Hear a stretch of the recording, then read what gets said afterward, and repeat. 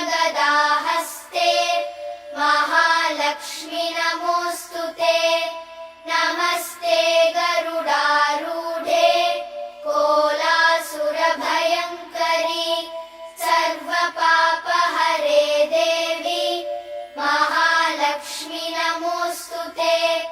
सर्वज्ञे सर्ववरदे सर्वदुष्टभयङ्करि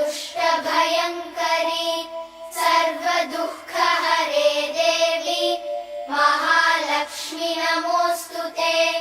सिद्धिबुद्धिप्रदे देवी भुक्तिमुक्तिप्रदायिनी मन्त्रमूर्ते सदा देवी महालक्ष्मि नमोऽस्तुते।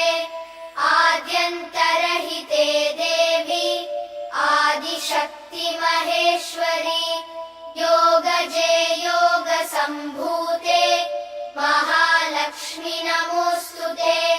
स्थूलसूक्ष्ममहारौद्रे महाशक्ति महोदरे महापापहरे देवी महालक्ष्मि नमोऽस्तुते। पद्मासनस्थिते देवी परब्रह्मस्वरूपिणी परमेशि जगन्मातः महालक्ष्मि नमोऽस्तुते। श्वेताम्बरधरे देवी नानालङ्कारभूषिते जगत्स्थिते जगन्मातः महालक्ष्मि नमोऽस्तुते।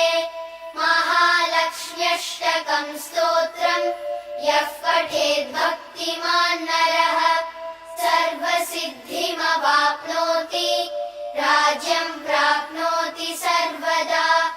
एककाले पठेन्नित्यं महापापविनाशनम्